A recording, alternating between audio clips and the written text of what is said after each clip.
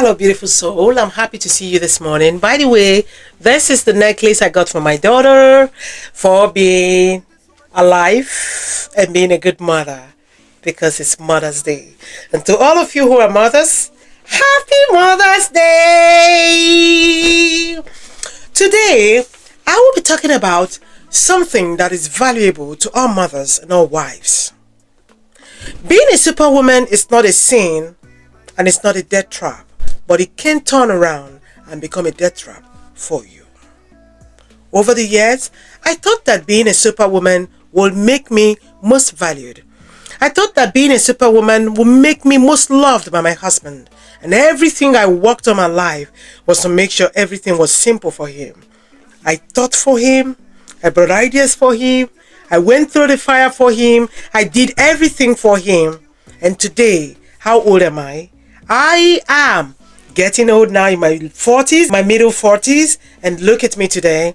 I am still working hard to prove my worth to my husband. But guess what? It has negative impact on your connection in your relationship. Because I have seen single-handedly what it causes in my relationship. This is Heal&Rise with us.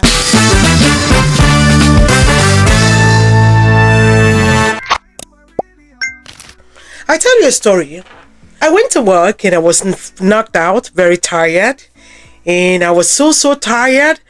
I was having migraine literally after the tough day because I'm actually a senior carer in a care home here in the UK. And after working so hard with all the stress at my place of work, I was coming out from my office knocked out. I was literally walking like I was dancing because I was tired. So when I was walking out of the door, usually I'm supposed to sign out with a system for signing out in the office officially.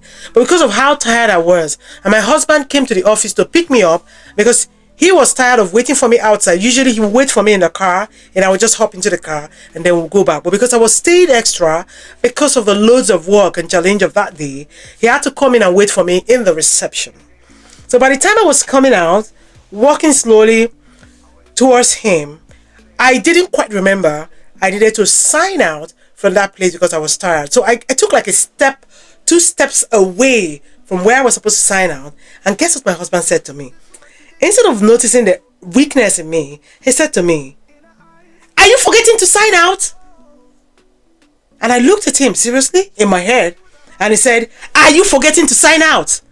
And it was serious in his face. Then I turned around and I signed out.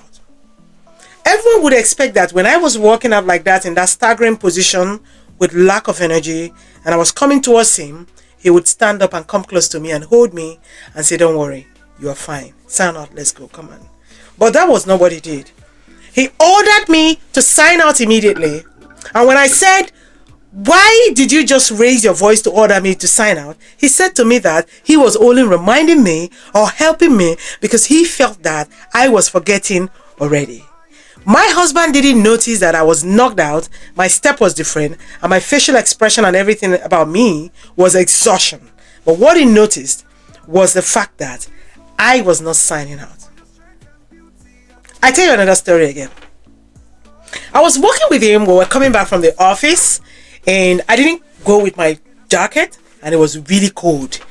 On that very day, my husband didn't go for any shift because he was at home. That was his off day. But I went for a shift and it was a 12-hour shift. In fact, because I left home very early, my shift was 14-hour shift on that very day. So I came out from the office. I was tired because I was quite late at work.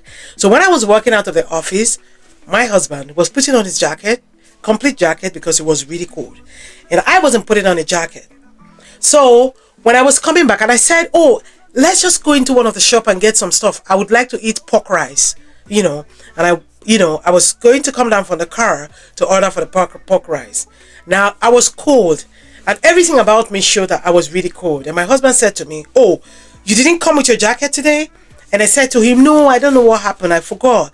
Maybe because it wasn't too cold in the morning when we were leaving." And then he said to me, "Oh dear." And that was it. And we walked to the shop, we bought the things. I was really very cold. I thought he was going to say, "Oh, I've been in the house since morning. Can you have my jacket and cover yourself?" That's what everybody would have expected. I don't know for you, but I think that's what I would do for my child, because usually as a woman, I'm like a child to him. I'm like a baby to him, and I was expecting he was going to give me the jacket to put on, but my husband didn't give me the jacket. I'm glad he acknowledged the fact that I wasn't with a jacket, which means that I was cold, but he didn't give out his jacket. He kept his jacket, and then after we came out from the shop, he said to me that we're going to another shop. But this time, I knew I wasn't going to be able to survive the cold because I wasn't having any jacket. He was keeping his jacket. So I said to him, on you go. Why? I just walked into the house. So while he was driving past the house, I said, can you drop me here so that I'll just run into the house? So I ran into the house. So my husband did not notice that I was probably cold, and that was why I didn't go with him.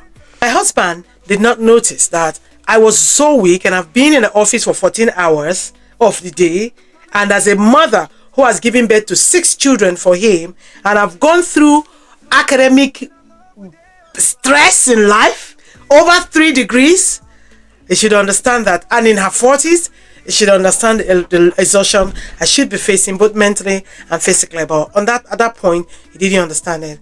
Why? Because I've proved to be a superwoman all my life. So if you are planning to go into a relationship, please learn to ask for help. Do not take the option of being a superwoman. It's a death trap. Till I come back, this is Heal and Rise with Adeline, and I'll see you next time. Bye bye.